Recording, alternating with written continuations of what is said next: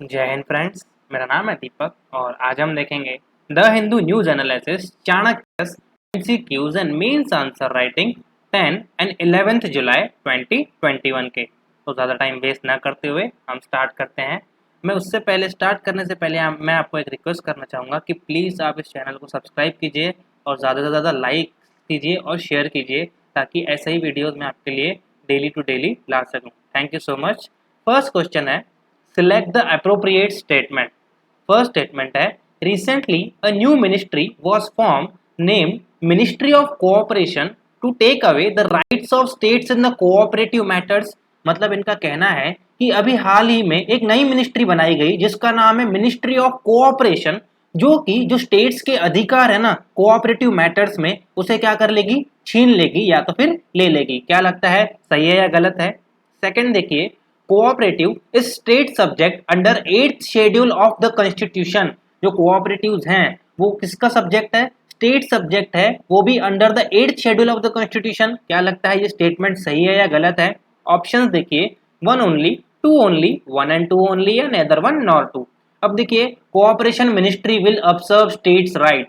Opposition का कहना है कि जो कोऑपरेशन मिनिस्ट्री बनाई गई है, अब आपको पता होगा रिसेंटली काउंसिल ऑफ मिनिस्टर में कुछ चेंजेस किए गए थे और पहले मेंबर्स का काउंसिल ऑफ मिनिस्टर्स था, उसे बढ़ा के अब कितना कर दिया गया, 72 मेंबर्स का काउंसिल ऑफ मिनिस्टर बना दिया गया। अब इसमें एक नई मिनिस्ट्री बनाई गई जिसका नाम है मिनिस्ट्री ऑफ कोऑपरेशन। अब ये मिनिस्ट्री ऑफ कोऑपरेशन का जो मेन एम है ना, वो है कि जो कोऑपरेटिव्स है ना उनमें क्या लाना, स्ट्रीमलाइन लाना। मतलब जो जितने जितने स्टेट्स में कोऑपरेटिव्स हैं, आपको पता होगा महाराष्ट्र में कोऑपरेटिव्स बहुत ज्यादा फेमस हैं, शुगर केन फार्मिंग में, एफपीआर में, मतलब जो वेस्टर्न कोंकण साइड है ना वहाँ पे कोऑपरेटिव्स बहुत ज्यादा फेमस है। आपने सुना भी होगा कि शरद पवार के अंडर में बहुत ज्यादा कोऑपरेटिव्स आती हैं, शुगर मिल्स आती हैं। उसके साथ साथ आपने गुजरात में भी कोऑपरेटिव्स के बारे में सुना होगा, जहाँ पे जो आनंद है मिल्क और व्हाइट रिवॉल्यूशन हुआ था, वो भी किसके बदौलत हुआ था, कोऑपरेटिव्स के बदौलत हुआ था। तो क्या लगता है, ये जो मिनिस्ट्री ऑफ कोऑपरेशन है उसका जो मेन राइट है, मेन जो ऑब्जेक्टिव है, वो कोऑपरेटिव मैटर्स में स्टेट्स के अधिकार को छीनना है या ये टेक अवे करना है? या तो बिल्कुल भी गलत है। ये स्ट्रीमलाइन करने के लिए बनाई गई है और ये मिनिस्ट्री अमित शाह के अंतर्गत दी गई है। इसीलिए बाकी के अपोजिशन के जो मिनिस्टर्स हैं या अपोजिशन के जो स्टेट्स हैं उनको ऐसा लग रहा है कि अमित शाह के पास आई है, इसका मतलब क्या होगा, यहाँ पे यूनिफॉर्मिटी लाई जाएगी और जो स्टेट्स के अधिकार है ना कोऑपरेटिव मैटर्स में, वो सारे के सारे क्या लिए जाएंगे, छीन ले लिए जाएंगे। तो इनको क्या लग रहा है, ऐसा डर लग रहा है। अब देखिए, जो कोऑपरेटिव्स है ना वो स्टेट सब्जेक्ट के अंतर्गत है, लेकिन 7th schedule of the constitution, ना कि 8th schedule of the constitution. Okay, 8th schedule में क्या दी गई है आपको पता है, आप गैस कर सकते हैं इजीली। तो दोनों दोनों भी ये क्या यहाँ पे क्या है, गलत है, और इसका आंसर क्या है, D, neither one nor two. Okay, इसके बाद देखिए second question, uniform civil code present in article 44 of the constitution is which of the following directive principle. मतलब इस क्वेश्चन का मतलब है कि जो यूनिफॉर्म सिविल कोड है आर्टिकल 44 के अंतर्गत, वो इनमें से कौन सा डायरेक्टिव प्रिंसिपल है? ए देखिए socialistic directive principle, B Gandhian, C liberal या डी नन। क्या लगता है? देखिए, जब आप पार्लियामेंट लक्ष्मीकांत पढ़ते हो तो उसमें directive principles of state policies हैं, पार्ट 4 ऑफ द कॉन्स्टिट्यूशन। उसमें आपको बताए गए हैं कि कौन कौन से डायरेक्टिव प्रिंसिपल्स कौन कौन किस किस हेड के अंतर्गत आते हैं। तो गार्डियन प्रिंसिपल्स हैं, सोशलिस्टिक प्रिंसिपल्स हैं, उसके साथ साथ कुछ लिबरल प्रिंसिपल्स हैं। तो जो यूनिफॉर्म सिविल कोड है वो किसके अंतर्गत आता है, इन तीनों में से? ओके, तो इशू देखिए, uniform civil code ought not to remain a mere hope. अब जो दिल्ली हाई कोर्ट है उन्होंने क्या किया है, मतलब एक जजमेंट में ऐसा कहा है कि गवर्नमेंट को यूनिफॉर्म सिविल कोड इंट्रोड्यूस करना चाहिए ताकि जो न्यू जनरेशन है, इनका कहना है जो न्यू जनरेशन, वो जो पर्सनल लॉज है ना उनके बीच में उनकी कॉम्प्लेक्सिटीज, मैरिज के प्रपोजल्स में, मैरिज के जो मैटर्स हैं उनमें उनकी कॉम्प्लेक्सिटीज ज्यादा ना बढ़े। अब इनका कहना है मैरिज और डाइवोर्स में इतनी ज्यादा कॉम्प्लेक्सिटीज आ गई हैं और पर्सनल लॉ क्या कर देता है, इसको और भी ज्यादा कॉम्प्लेक्स कर देता है। इसीलिए सब पर्सनल लॉ को हटा के एक यूनिफॉर्म सिविल कोड होना चाहिए जो कि मैरिज, डाइवोर्स, ऐसे जो पर्सनल अफेयर्स रहते हैं उनको क्या करेगा, रेगुलेट करेगा। अब कोर्ट ने शाहबानो का भी रेफरेंस दिया है। अगर ऐसा क्वेश्चन आ रहा है कि शाहबानो किस किस किस केस से एसोसिएटेड है, तो आपको पता रहना चाहिए शाहबानो जो है वो आर्टिकल 44 यूनिफॉर्म सिविल कोड से क्या है, एसोसिएटेड है। उस टाइम पे क्या हुआ था, 1989 में आई थिंक शाहबानो के केस में कोई तो भी हाई कोर्ट ने क्या, सुप्रीम कोर्ट ने, हाई कोर्ट ने शाहबानो को ये अधिकार दिया था कि वो ट्रिपल तलाक मतलब जो तलाक है उसे अमान्य कर सकती है, और उसके साथ साथ जो मैरिज के राइट्स है ना वो उसके पूरे मिलेंगे इन मुस्लिम पर्सनल लॉ में। तो ये जो जजमेंट थी इसे हटा के फिर राजीव गांधी गवर्नमेंट ने पूरा का पूरा उल्टा कर दिया था, और उसके साथ Muslim women's protection of bill something कुछ लाया था, जिसके तहत जो ट्रिपल मतलब जो तलाक के प्रोविजंस थे ना उसे हटा दिया गया था, और जो मैरिज के बाद जो उन्हें एलिमोनी मिलती है वो सारी चीजें उन्होंने क्या कर दी थी, हटा दी थी। इसके बाद से फिर बाबरी मस्जिद के केसेस स्टार्ट हुए थे, बाबरी मस्जिद इशू स्टार्ट हुआ था, और इसी के बाद जो हिंदुत्व का एजेंडा था ना, हिंदुत्व की जो मेन लहर थी वो इसी के बाद क्या हुई थी, बनना स्टार्ट हुई थी। ओके ओके, तो इसके बाद देखते हैं हम, what do you think too much democracy is hazardous to democracy. क्या लगता है कि जो टू मच डेमोक्रेसी है वो हजार्डस है क्या डेमोक्रेसी के लिए? क्या लगता है आपको? एक सेकेंड, इसमें कहना है कि अगर ज्यादा डेमोक्रेसी रही तो वो भी डेमोक्रेसी को खत्म करने के पीछे काम करती है क्या? Should India become China like authoritarian state in order to flourish in long run?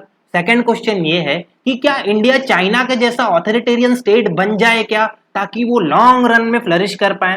क्या लगता है? ये क्वेश्चन बहुत ज्यादा इंपॉर्टेंट है, not just from the mains perspective but also from the perspective of interview. उसमें आपको डायरेक्टली पूछ सकते हैं कि क्या लगता है कि हमें भी चाइना का पैटर्न फॉलो करना चाहिए क्या, हमें गरीबी मिटाने के लिए, ईज ऑफ डूइंग बिजनेस बढ़ाने के लिए, इंडस्ट्रियलाइजेशन करने के लिए, मैन्युफैक्चरिंग सेक्टर को ग्रोथ करने के लिए? क्या लगता है हमें चाइना जैसी ग्रोथ अपनानी चाहिए क्या? चाइना जैसी ग्रोथ हम देखते हैं, लेकिन चाइना में जो नेगेटिव थिंग हुए हैं हम उसको क्या कर जाते हैं, बहुत ज्यादा इग्नोर कर देते हैं, हम उसे भूल जाते हैं।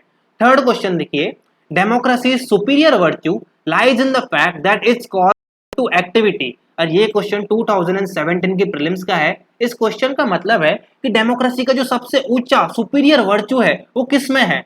ए देखिए, the intelligence and character of ordinary man and women. जो इंटेलिजेंस है मतलब जो बुद्धिमत्ता क्षमता है, उसके साथ साथ जो कैरेक्टर है ऑर्डिनरी मैन एंड वुमेन का उसमें।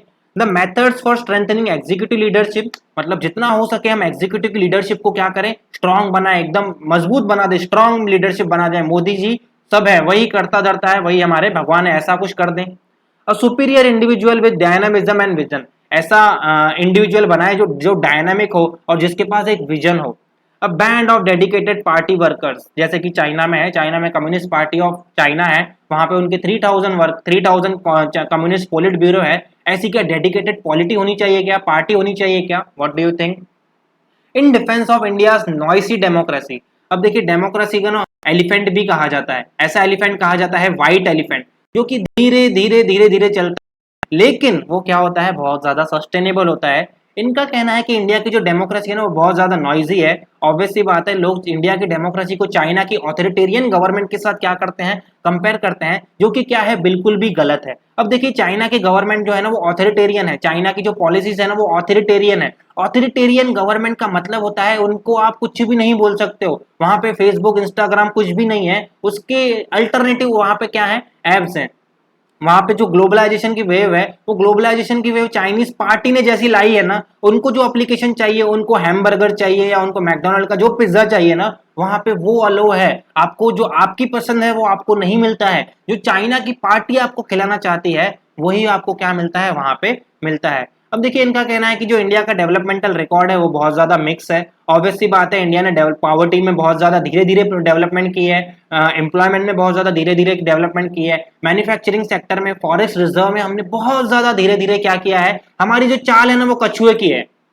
ओके, लेकिन जो चाइना की चाल है, लोग बोलते हैं कि चाइना की डेमोक्रेसी, चाइना की जो कम्युनिस्ट पार्टी है वैसे इंडिया में होनी चाहिए, चाइना के जैसी ऑथोरिटेरियन लीडरशिप होनी चाहिए। तो देखिए, बिल्कुल ऐसा हमें कुछ टाइम के लिए लगता है, लेकिन हम अगर आप वहां पे जाओगे तो आपको पता चलेगा कि वो आखिर कैसा है। तो चाइना के एम्प्लॉयमेंट रेट अच्छे हैं, मैन्युफैक्चरिंग सेक्टर बहुत ज्यादा अच्छा है, वहां के लोगों की इनकम बहुत ज्यादा अच्छी है, लेकिन यही चीजें नहीं है जो कि एक डेमोक्रेसी को बहुत ज्यादा अच्छी बनाती हैं। डेमोक्रेसी को अच्छी बनाने के लिए ह्यूमन राइट्स बहुत ज्यादा वैल्यूएबल होती हैं, फ्रीडम ऑफ स्पीच बहुत ज्यादा अच्छी होती है। अब देखिए, मैं यहाँ पे किसी भी गवर्नमेंट को यहाँ पे बैठ के डायरेक्टली यूट्यूब से क्या कर सकता हूँ, क्रिटिसाइज कर सकता हूँ उनकी पॉलिसीज को। लेकिन चाइना में अगर आपने क्रिटिसाइज किया तो आप दूसरे दिन दिखोगे या नहीं दिखोगे, इसकी गारंटी कोई नहीं दे सकता है।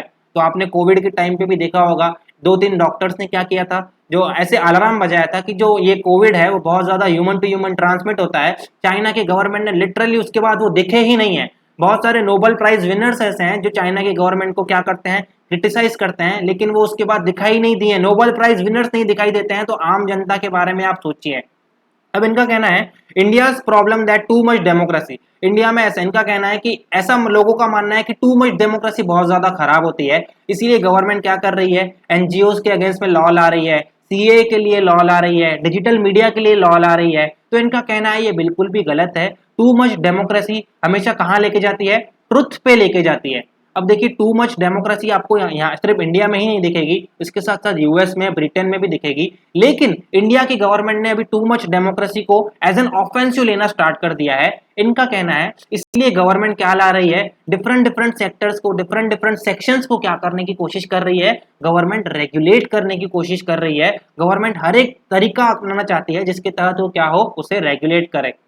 अब जो लोग चाइना की कम्युनिस्ट पार्टी का एग्जाम्पल देते हैं कि चाइना किस प्रकार से डेवलप हुआ है, उनको ये पता नहीं है कि कम्युनिस्ट पार्टी और ऑथोरिटेरियन गवर्नमेंट सिर्फ चाइना में ही नहीं है, साउथ अफ्रीका में भी है, अफ्रीका में भी है, वेस्ट एशिया में भी है, उसके साथ साथ आप बोल सकते हो लैटिन अमेरिका में भी है। तो यहाँ पे क्या हुआ है आप यहाँ नहीं देखते हो, सिर्फ 100 में से एक चाइना का एग्जाम्पल दिया जाता है, और जो 99 है ना, जहाँ पे क्या है, अगर आप अफ्रीका का एग्जाम्पल ले लोगे तो वहां पे आप देखोगे कि पूरा का पूरा अफ्रीका पॉवर्टी से लदेद है, ओके, डेस्टिट्यूशन से, वहां पे चाइल्ड मालनरिशमेंट, स्टंटिंग, वेस्टिंग, इसके एग्जाम्पल आपको हजारों मिल जाएंगे। ओके, चाइना में भी इवन अगर आप देखोगे ना तो यूगुर कम्युनिटी को पूरा का पूरा ऑप्रेस किया गया है, उनको कंटेनमेंट सेंटर्स में भर भर के उनको क्या किया जा रहा है, इंडोक्ट्रिनेट किया जा रहा है। तो यूनाइटेड स्टेट्स इसके अगेंस्ट में बहुत ज्यादा क्या ले रहा है, एक्शंस ले रहा है। तो युगुर मुस्लिम्स के अगेंस्ट में ऐसा हो रहा है। उसके साथ साथ आप जैसे चाइना के डॉक्टर्स हैं, चाइना के जो इंटेलिजेंस कम्युनिटी है, वो चाइनीज गवर्नमेंट के अगेंस्ट में कुछ नहीं बोल सकती है, उनको जो गवर्नमेंट करे उसे हाँ हाँ वाह वाह वाह वाह वाह मोदी जी वाह, तो उनको इतना ही बोलना पड़ता है। तो धीरे धीरे लोग जो बीजेपी है आप बोल सकते हो, या तो फिर बहुत ज्यादा स्टेट्स जो हैं जैसे ट्रम्प था, उसके साथ साथ बोल्सनारो, ये क्या कर रहे हैं, चाइना को फॉलो करने की कोशिश कर रहे हैं और वो अपनी ऑथोरिटेरियन रिजम्स को बना रहे हैं। तो ये क्या है, बिल्कुल भी गलत है। क्योंकि क्या होता है, जब डेमोक्रेसी रहती है तो डेमोक्रेसी धीरे धीरे जाती है, उसमें कंसेंसस रहता है, बहुत सारे घर के लोग क्या करते हैं, अपने अपने आर्ग्यूमेंट देते हैं, उसके बाद जो डिसीजन रहता है ना, वो लास्टिंग डिसीजन रहता है और वो हजारों सालों तक चलता है। अगर आपको एग्जाम्पल देना है, देखना है, तो आप कॉन्स्टिट्यूशन ऑफ इंडिया का एग्जाम्पल दे सकते हो। कॉन्स्टिट्यूशन ऑफ इंडिया ना एक ऐसा डॉक्यूमेंट है जो कि हर एक की सहमति के साथ क्या किया गया है, बनाया गया है। इसमें ऐसे कॉम्प्लेक्स कॉम्प्लेक्स सी चीजें हैं ना, जो अगर अभी होती थी ना तो हम उसे कभी इंप्लीमेंट नहीं कर पाते थे, जैसे कि पॉपुलेशन बोल सकते हो, इसके साथ साथ आप रिजर्वेशन की पॉलिसीज बोल सकते हो, माइनॉरिटीज को जो प्रोविजन दिए गए हैं, उनको फंडामेंटल राइट दिए गए हैं, ये अभी अगर हम देते थे तो अब उन्हें नहीं दे पाते थे। ये अच्छा हुआ उस टाइम पे जब हमारे जो लीडर्स थे वो बहुत ज्यादा क्या थे, फोरसाइटेड थे, उनको हजारों साल, मतलब आने वाले 100-200 सालों की क्या था, विजन था। ओके, तो डेमोक्रेसी का जो सुपीरियर वर्च्यू रहता है ना, वो किस में रहता है कि वो intelligence and character of ordinary women create करे। मतलब जो ऑर्डिनरी वुमेन है, जो लेमैन है, जो एक बड़ा सा व्यक्ति नहीं है, मतलब कोई बॉलीवुड का सेलिब्रिटी नहीं, कोई विराट कोहली नहीं, उसका क्या होना चाहिए, कैरेक्टर डेवलपमेंट होना चाहिए और इंटेलिजेंस डेवलपमेंट होना चाहिए। एग्जीक्यूटिव लीडरशिप बनाने की कोई बात नहीं है, सुपीरियर इंडिविजुअल हमें नहीं बनाना है, हमारे लिए जो भी इंडिविजुअल्स हैं वो क्या हैं, सब सेम है। Band of dedicated party worker, ये भी इसका आंसर नहीं है। ओके, फोर्थ देखिए, Shreya Singhal case which was recently in news is associated with which of the following. और ये केस के बारे में मैंने लगभग जनवरी से लेके 5-10 बार क्या किया है, इसके ऊपर क्वेश्चन पूछा है, इतना ज्यादा ये इंपॉर्टेंट है। ओके, तो श्रेया सिंघल केस किसके लिए एसोसिएटेड है, rights of LGBTQ people, section 66 of information technology act, section 144 and 156 of IPC, section 376 and 377 of IPC. क्या लगता है, अब देखिए इशू क्या है। अब इनका कहना है कि section 66A of IT act 2000, जो कि 2015 में श्रेया सिंघल के केस में सुप्रीम कोर्ट ऑफ इंडिया ने क्या कर दिया था, इनवैलिड कर लिया था। अब इस जो ये section 66 of information technology act है ना, इसके तहत गवर्नमेंट क्या कर सकती है, गवर्नमेंट जो भी डिजिटल वे में एक्सप्रेशन प्रकट कर रहा है तो गवर्नमेंट उसके ऊपर क्या कर सकती है, मतलब आप बोल सकते हो कि विदाउट वारंट उसके ऊपर क्या कर सकती है, वो उसे अरेस्ट कर सकती है। तो सुप्रीम कोर्ट ऑफ इंडिया ने 2015 में इसे क्या कर लिया था, इनवैलिड घोषित कर दिया था, और ये कहा था कि ये बहुत ज्यादा रीजनेबल रिस्ट्रिक्शंस के क्या है, अगेंस्ट में है। तो लेकिन अभी क्या हुआ है ना, इनका कहना है, सुप्रीम कोर्ट ने कहा है कि ये बहुत ज्यादा शॉकिंग है कि ये सेक्शन 66 को हमने इनवैलिड घोषित कर दिया है, उसके बावजूद इसका क्या किया जा रहा है, इस्तेमाल किया जा रहा है। तो सुप्रीम कोर्ट ने इसके लिए क्या किया है, शौक व्यक्त किया है और उसका कहना है कि इग्नोरेंस ऑफ लॉ, अब आपको नहीं पता है कि अगर मैं ट्रैफिक का रूल तोड़ दूंगा तो मुझे 5,000 रुपए क्या होगा, दंड पेनल्टी बैठेगी, ठीक है। तो ये इग्नोरेंस ऑफ लॉ लोगों के लिए आप बोल सकते हो कि एक अजम्पशन नहीं है। गवर्नमेंट आपको बोलेगी, ट्रैफिक का हवलदार आपको बोलेगा कि भैया तेरे को 5,000 रुपए पे करने पड़ेंगे, लेकिन सेम है ना, पुलिस के लिए और ट्रैफिक के हवलदार के लिए भी क्या होने चाहिए, लागू होने चाहिए। अगर उसको इग्नोर, उसने भी अगर लॉ इग्नोर किया तो उनको भी क्या बैठनी चाहिए, पेनल्टी बैठनी चाहिए। तो ये जो लॉ है इसे इनवैलिड घोषित कर दिया गया है, लेकिन यूपी पुलिस और बहुत ज्यादा पुलिस ऐसे स्टेट्स में क्या कर रही हैं, इसको अभी भी इंप्लीमेंट कर रही हैं। वो अभी तक इसके साथ अपडेटेड नहीं है कि इस लॉ को क्या कर दिया गया है, इनवैलिड घोषित कर दिया गया है। तो इनका कहना है कि सेंसिटाइजेशन और proper training time to time इनको देनी चाहिए, ताकि इग्नोरेंस ऑफ लॉ इनके लिए भी एक अजम्पशन नहीं होना चाहिए, इनके लिए भी एक एक्सेप्शन नहीं होना चाहिए। ओके, इसके बाद देखिए fifth question, why states like Sikkim and Arunachal Pradesh have huge variety of flowering plants and presence of huge biodiversity। मतलब क्वेश्चन का मतलब यह है कि सिक्किम और अरुणाचल प्रदेश जैसे स्टेट्स में इतने ज्यादा फ्लावरिंग प्लांट्स, इन्हें ना ऑर्चिड्स का वो कहा जाता है, ऑर्चिड्स ऑफ द वर्ल्ड भी कहा जाता है, और प्रेजेंस ऑफ ह्यूज बायोडाइवर्सिटी, यहाँ पे इतनी ज्यादा बायोडाइवर्सिटी क्यों है।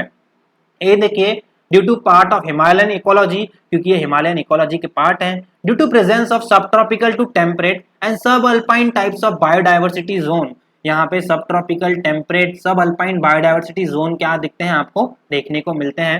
Due to presence of tropical evergreen forest, क्या लगता है, या तो फिर due to shifting cultivation. What do you think, इसका आंसर क्या है। अब देखिए सिक्किम ब्लॉसम, एक second, Sikkim blossom state home to 27% of India flowering plant, मतलब इंडिया के जितने भी फ्लावरिंग प्लांट्स है ना, सिक्किम में उसके 27% क्या मिलते हैं, फ्लावरिंग प्लांट्स आपको देखने को मिलते हैं। मतलब just 1% of India land mass में आपको 27% ऑफ फ्लावरिंग लैंड मास, आपको फ्लावरिंग प्लांट्स आपको देखने को मिलते हैं। अब इसका इन्होंने रीजन बताया है, one of the most important reason ये है यहाँ पे इतनी ज्यादा बायोडाइवर्सिटी होने का, कि यहाँ पे ना सब ट्रॉपिकल से लेके temperate sub alpine type of biodiversity zone आपको यहाँ पे देखने को मिलते हैं। लेकिन इनका कहना है क्योंकि बिकॉज ऑफ द नथुला, जो नथुला का जो विवाद चल रहा है, उसके साथ साथ यहाँ पे जो रोड का कंस्ट्रक्शन हो रहा है, रेलवेज का कंस्ट्रक्शन हो रहा है, इसकी वजह से क्या हो रहा है, यहाँ की बायोडाइवर्सिटी को बहुत ज्यादा खतरा हो सकता है। ओके, इसके बाद देखिए sixth question, why is there a great concern about the microbeads that release into the environment. अब इस क्वेश्चन का मतलब है कि माइक्रोबीट्स के लिए इतना ज्यादा कंसर्न क्यों है, लोग इतना ज्यादा परेशान क्यों है, जो साइंटिस्ट है, कम्युनिटीज है, एनवायरमेंटलिस्ट हैं, वो इतना ज्यादा परेशान क्यों है माइक्रोबीट्स इस टर्म के लिए। अब देखिए, they are considered harmful to marine ecosystem, तो मरीन इकोसिस्टम को बहुत ज्यादा हार्मफुल है। They are considered to cause skin cancer in children. They are small enough to be absorb by crop plant irrigated field, मतलब वो जो crop plants रहते हैं ना, वो उसे एब्जॉर्ब कर लेते हैं। या तो फिर they are often found in the food adulterants, मतलब वो फूड के क्या दिखते हैं आपको, अडल्ट्रेंट्स के रूप में पाए जाते हैं। अब देखिए tipping point, current rate of plastic emission across the globe में trigger effect that not possible even to reserve. मतलब इनका कहना है, reserve in the sense reverse, इनका कहना है कि जितना ज्यादा प्लास्टिक पॉल्यूशन ओशियंस में हो रहा है, वर्ल्ड में हो रहा है ना, तो ये क्या करेगा, क्लाइमेट चेंज, बायोडाइवर्सिटी को पूरा का पूरा खत्म कर देगा, और ये रिवर्स भी नहीं हो पाएंगे। मतलब इतना ज्यादा लिमिट क्रॉस कर देगा ना ये, कि ये रिवर्स भी नहीं हो पाएंगे। इसीलिए मैंने इसे डायरेक्टली प्लास्टिक पॉल्यूशन के साथ क्या किया है, डायरेक्टली कनेक्ट किया है। अब देखिए जो माइक्रोबीड्स रहते हैं ना, वो मरीन इकोसिस्टम को बहुत ज्यादा क्या करते हैं, हार्म करते हैं, इसलिए इसका आंसर है A, they are harmful to marine ecosystem.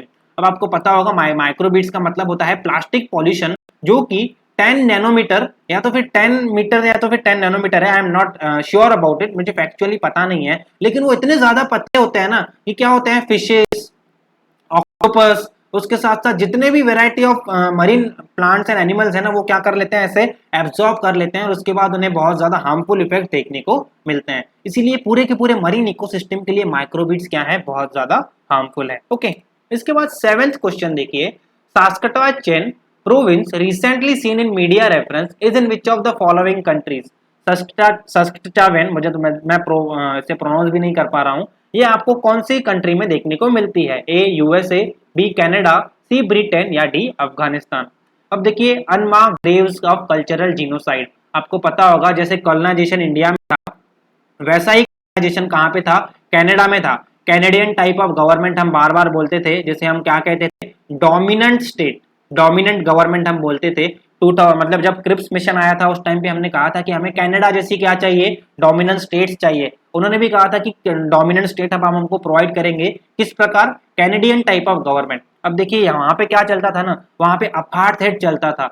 वहां के अपार्थेड का मतलब होता है कि स्टेट स्पॉन्सर्ड रेसिज्म, इसको कहा जाता है अपार्थेड। जब स्टेट कोई रेसिज्म को या तो फिर रेसिस्ट फिलोसॉफी को फॉलो करता है ना, कालों के लिए अलग, व्हाइट लोगों के लिए अलग, ब्राउन लोगों के लिए अलग, ऐसे डिफरेंट डिफरेंट पॉलिसीज जब अपनाई जाती है ना, that is called as apartheid regime. अब देखिए कनाडा के सस्कचुआन प्रोविंस में आपको 751 क्या मिले हैं, बच्चों के ग्रेव्स मिले हैं स्कूल के अंतर्गत अंदर। तो ये देखिए इसका आंसर तो क्या है, बी, कनाडा।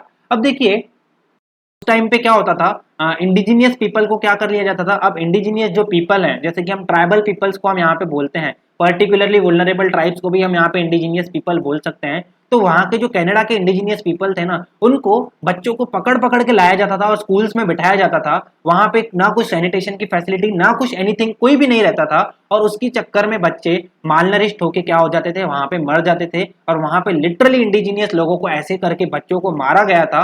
तो इस रिजाइम को अपार्टेड रिजाइम कहा जाता था। और ऐसे जो बच्चों के ग्रेव्स है ना, अभी मिलना स्टार्ट हो गए हैं। तो कनाडा में ये मिलना बहुत ज्यादा आप बोल सकते हो दुखद घटना है। ऐसा बोल सकते हो कि किस प्राइड से कितनी ज्यादा क्रूएल थी कर्नल रिजाइम्स वहां की और इंडिया की। इंडिया की भी कर्नल रिजाइम्स ऐसी ही थी। इंडिया में भी ब्रिटिश ने वैसा ही किया था और कनाडा में भी उन्होंने क्या किया था, सेम तरह का ट्रीटमेंट इनको प्रोवाइड किया था। तो ये बहुत ज्यादा गलत है। और अभी जो कनाडा के प्राइम मिनिस्टर हैं जस्टिन ट्रूडेau, उन्होंने स्टेट्स मतलब आप बोल सकते हो कि उन्होंने एपोलॉजी मांगी है और कहा है कि जो इंडिजीनियस पीपल है उनको हम उनके जो अधिकार हैं वो वैसे ही करके प्रोवाइड करेंगे। ओके, इसके बाद देखिए मेंस का question, coercive population policies not only hurt in short term but also deteriorate condition of women in long term।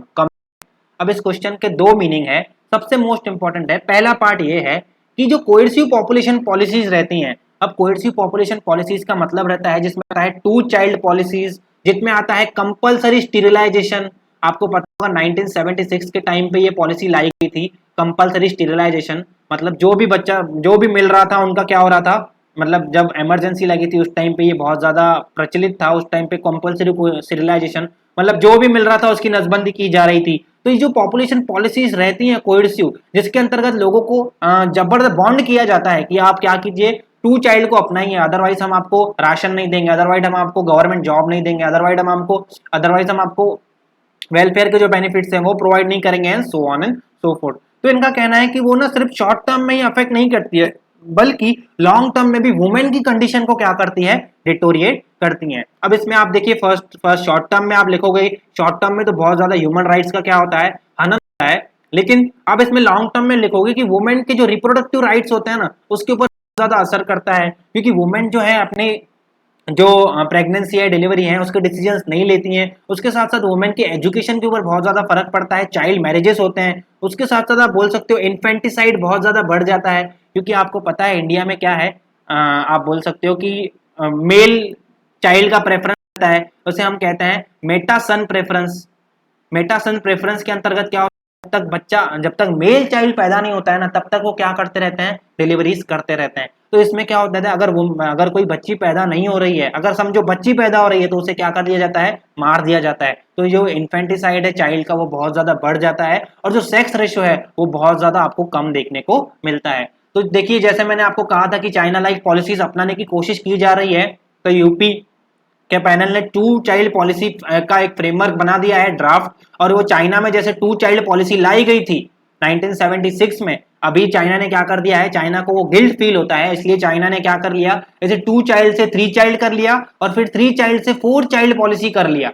Okay, actually ये 3 चाइल्ड 4 चाइल्ड होना ही नहीं चाहिए। ऑब्वियस सी बात है, आप वुमेन के एजुकेशन के ऊपर, लिटरेसी के ऊपर, उनकी जो इक्वालिटी है उसके ऊपर अगर आप ज्यादा से ज्यादा इन्वेस्ट करोगे, तो वो ऑब्वियस सी बात है, होता क्या है, इकोनॉमिक पैटर्न में, इकोनॉमिक प्रेशर की वजह से वुमेन एक ही चाइल्ड के ऊपर क्या आ जाती है, लास्ट में आ जाती है। तो यूपी ने क्या किया है, ये बिल लाया है जिसके अंतर्गत 2 चाइल्ड मतलब 2 से अगर ज्यादा बच्चे होते हैं तो उनको इलेक्शन नहीं कंटेस्ट करने दिया जाएगा लोकल अथॉरिटी का। उसके साथ साथ फिर उन्हें राशन कार्ड नहीं मिलेगा, 4 बच्चों तक वो सीमित रखा है। उसके साथ साथ फिर उन्हें रिजर्वेशन के प्रोविजंस नहीं मिलेंगे। और ऐसे बहुत सारे उन्होंने क्या किए हैं, प्रोविजंस लाए हैं। पॉजिटिव इसमें उन्होंने लाया है कि जो कपल क्या कर देते हैं, स्टेरिलाइजेशन करवा देते हैं, उनको फिर पेंशन दे दी जाएगी, इंक्रीमेंट मिलेंगे, उसके साथ साथ बहुत ज्यादा उनको फायदे दिए जाएंगे। तो ये जो पॉलिसी है ये यूपी ने क्या की है, लाई है। ओके, तो आज के लिए इतना ही। Thank you so much for watching, और आप प्लीज इसे ज्यादा से ज्यादा लाइक कीजिए, शेयर कीजिए, सब्सक्राइब कीजिए और कमेंट कीजिए। Thank you so much.